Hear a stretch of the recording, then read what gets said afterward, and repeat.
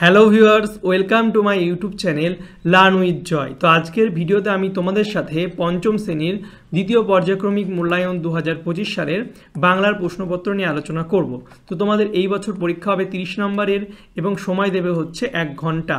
তো এই যে আমি প্রশ্নপত্রটা বানিয়েছি পুরো নতুন নম্বর বিভাজন হলিস্টিক কার্ড অনুসারে বানিয়েছি। তো এই ভিডিওতে আমি বাংলার তোমাদের সিলেবাস এবং নাম্বার বিভাজন এছাড়া একটা নমুনা প্রশ্নপত্র সেট পুরো উত্তরসহ কিন্তু আলোচনা করব। তো ভিডিওটা তোমরা অবশ্যই শেষ পর্যন্ত দেখবে, আর যে প্রশ্নগুলো আমি দেবো সেগুলো তোমরা ভালো করে পড়বে, কারণ এখান থেকে পরীক্ষা আসার সম্ভাবনা কিন্তু প্রবল। তো প্রথমে আমরা তোমাদের সিলেবাসটা দেখে নিই। তো সিলেবাসে তোমাদের পাতাবাহার থেকে আছে হচ্ছে মাঠ মানে ছুট, পাহাড়িয়া বর্ষার সুরে, লিমেরিক, ঝড়, মধু আনতে বাঘের মুখে, মায়াতরু, ফণিমনেশ বনের পরি, বৃষ্টি পড়ে টাপুর টুপুর, বোকা কুমিরের কথা, আর চল চল চল। এটুকুই তোমাদের পাতাবাহার থেকে আছে। ভাষাপাঠ থেকে হচ্ছে লিঙ্গ আর বচন, আর নির্ণী থেকে তোমাদের চিঠিপত্র, চিঠি লিখতে দেওয়া কিন্তু আছে। তো এবার তোমাদের আমি একটু নাম্বার প্যাটার্নটা দেখে দিই। তোমার 30 নম্বরের পরীক্ষা হবে। গদ্য থেকে 2টো এমসিকিউ, কবিতা থেকে 2টো, ব্যাকরণ থেকে 4টে, টোটাল তোমাদের 8টা এমসিকিউ দেবে।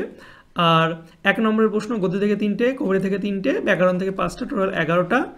আর 3 নম্বরের প্রশ্ন গদ্য থেকে 1টা, কবিতা থেকে 1টা, টোটাল 2টো 3 নম্বরের প্রশ্ন দেবে। আর 5 নম্বরে তোমাদের একটা চিঠি লিখতে দেবে। তো এই হচ্ছে টোটাল তোমাদের 30 নম্বরের একটা প্রশ্নর প্যাটার্ন, ঠিক আছে। তো এটা বিভিন্ন স্কুলে বিভিন্ন হয়। তো আমি তোমাদের একটা নমুনা প্রশ্নপত্র সেট করছি, সেটা তোমরা দেখে নাও।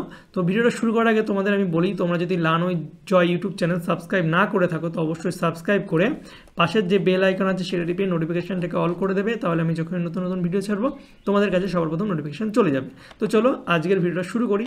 তো দেখতে পাচ্ছ প্রথম যে প্রশ্নটা আছে সেটা হচ্ছে স্বেচ্ছায় বৃষ্টি আনার কাজে যুক্ত হলো, কে যুক্ত হলো?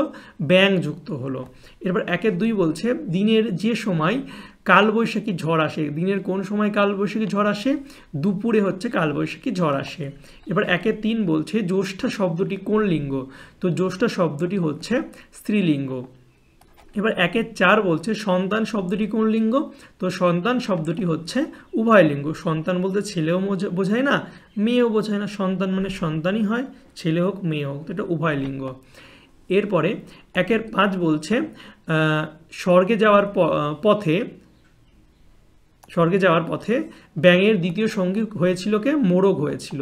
নেক্সট 1-6 বলছে ছুট কয়টি সমুদ্রের ঢেউ ডেকে আনে? তো কটি? 7টি ঢেউ ডেকে আনে। নেক্সট 1-7 গোয়ার শব্দের অর্থ গোয়ার, গোয়ার হচ্ছে একঘেয়েমি বা জেদি, ঠিক আছে, জেদি। এরপরে হচ্ছে লোকজন শব্দটি কোন লিঙ্গ? তো লোকজন শব্দটি হচ্ছে উভয় লিঙ্গ, লোকজন উভয় লিঙ্গ এটা। নেক্সট দেখে নাও 2-এর দাগের একটি বাক্য উত্তর দিতে হবে। তো 2-1 বলছে বোকা কুমিরের কথা গল্পে কুমির ও শিয়াল শেষবার কি চাষ করেছিল? শেষবার কি চাষ করেছিল? তারা হচ্ছে আখ চাষ করেছিল। নেক্সট বলছে 2-2 ফণিমনসা ও বনের পরী নাটকে ফণিমনসা বনের পরীর কাছে প্রথমে কি চেয়েছিল? প্রথমে কি চেয়েছিল? কাঁটায় ভরা পাতাগুলি পাল্টে দেওয়ার আবেদন করেছিল। এবার 2-3 বলছে ঝড় কবিতায় কিসের বন কালো হয়ে গিয়েছিল? তো ঝড় কবিতায় চাপার বন কালো হয়ে গেছিল। 2-4 বলছে বৃষ্টি পড়ে টাপুর টুপুর কবিতায় কোন 2 রানীর কথা বলা হয়েছে? তো এখানে হচ্ছে সুয়োরানী আর দৌরানীর কথা বলা হয়েছিল। নেক্সট চলে যাব 2-5 কবি অথবা বিদ্বান শব্দের লিঙ্গ পরিবর্তন করতে হবে। যে দুটো শব্দ আছে কবি আর বিদ্বান, এর লিঙ্গ পরিবর্তন করব। কবি হয় মহিলা কবি আর বিদ্বানের হচ্ছে বিদুষী। নেক্সট 2-8 বলছে আমরা শব্দের বহুবচনের রূপ লেখো। তো আমরা শব্দের বহুবচনের রূপ হচ্ছে আমাদের। নেক্সট 2-7 বইখানি শব্দটি কোন বচন? তো বইখানি হচ্ছে এটা হচ্ছে এক বচন, বইখানি। নেক্সট দেখো 2-8 বলছে মায়াতুরকে কোন সময়ে মনে হতো মুকুট হয়ে ঝাঁক বেঁধেছে লক্ষ্মী হীরের মাছ? তো কোন সময় মনে হতো? চাঁদ যখন হেসে উঠতো তখন কিন্তু তার মনে হতো মুকুট হয়ে ঝাঁক বেঁধেছে লক্ষ্মী হীরের মাছ। নেক্সট দেখো 2-9 বলছে শাশ্বত শব্দের অর্থ কি? শাশ্বত শব্দের অর্থ হচ্ছে চিরকালীন। ওকে, এরপরে 2-10 বলছে মধু কাটতে কতজন লোক চায়? মধু কাটতে হচ্ছে 3 জন লোক চায়। নেক্সট 2-11 মধু আনতে বাঘের মুখে গল্পটিতে কোন ঋতুর উল্লেখ আছে? তো এখানে হচ্ছে শীত ঋতুর কিন্তু উল্লেখ আছে।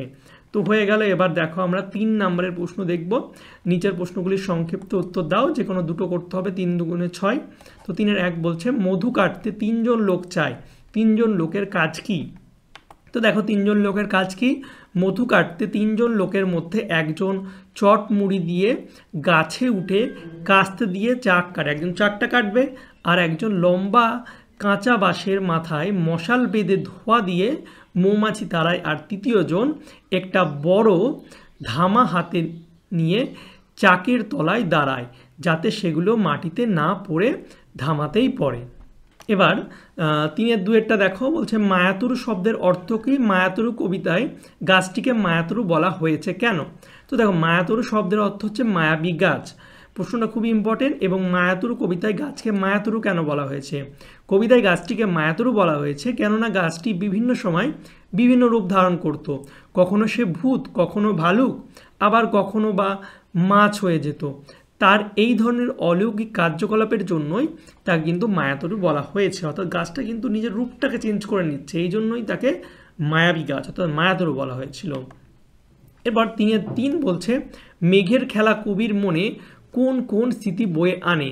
তো মেঘের খেলা কবির বনে কী কী স্মৃতি বয়ে আনে? মেঘের খেলা কবির বনে ছোটবেলার গান মনে করায়, মেঘের খেলা কবির মনে লুকোচুরির কথা মনে করায়, মনে আসে সৌরানী দৌরানির কথা, অভিমানী কঙ্কাবতীর ব্যথা, বাইরে জলের কাছে দস্যি ছেলের একদম শান্ত হয়ে গল্প শোনা, শিব ঠাকুরের বিয়ের কথাও তার মনে পড়ে, গুরু গুরু বুকে ছোট্ট খোকার বিছানার এক পাশে শুয়ে থাকার কথা, আর পলে পলে হচ্ছে নতুন খেলার কথাও তার স্মৃতিতে কিন্তু আসে। তো এই সব কথাই কিন্তু তার স্মৃতিতে বয়ে আনে।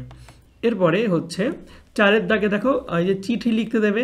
তো চিঠি তোমাদের একটা খুবই দিয়েছি, তোমাদের তো গরমের ছুটি এখন পড়ে গেছে। তো গরমের ছুটির পর যখন পরীক্ষা হবে, তো গরমের ছুটির কিন্তু লিখতে দিতে পারে যে গরমের ছুটি কেমন কাটালে তা জানিয়ে বন্ধুর কাছে চিঠি লেখো। তো দেখো চিঠি কিভাবে লিখবে, এইখানটায় এই দিকের যে কোণা আছে সেখানে তোমরা হচ্ছে কি লিখবে, তোমরা লিখবে পিন নম্বর সহ ঠিকানা। অর্থাৎ তোমাদের পিন নম্বর সহ তোমাদের যে ঠিকানা, তোমরা যেখানে থাকো সেই ঠিকানাটা লিখবে এবং নিচে অবশ্যই তারিখ লিখবে। তো এটা যার যেমন আছে সে তেমন করে লিখবে। ওকে, বুঝতে পারলে? এরপর প্রিয় বন্ধু লিখবে, তারপরে চিঠিটা লিখবে। দেখো চিঠিটা কি লিখেছি, আশা করি তুই ভালো আছিস, আমরাও খুব ভালো আছি, বহুদিন তোর সাথে কোনো কথা হয়নি, তাই আমি তোকে চিঠি লিখছি। তুই শুনলে খুশি হবি যে এই গ্রীষ্মের ছুটিতে পরিবারের সকলে মিলে আলিপুর চিড়িয়াখানায় গিয়েছিলাম। সেখানে বাঘ, সিংহ, কুমির আরও অনেক পশু ও পাখি দেখেছি।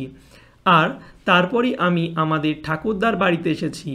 এতদিন পর ঠাকুরমা ও ঠাকুরদার সাথে দেখা করে খুব খুশি হয়েছি। আমি ঠাকুরদার সাথে পুরো গ্রাম ঘুরে দেখেছি। গ্রামটা খুব সুন্দর। আর ইতিমধ্যে গরমের ছুটির বাড়ির কাজও করা হয়ে গেছে। সব মিলিয়ে আমার গরমের ছুটি খুব ভালো কেটেছে। তোর গরমের ছুটি কেমন কাটলো অবশ্যই চিঠি লিখে জানাস। কাকু কাকিমার আমার প্রণাম জানাস। তুই আমার ভালোবাসা নিস।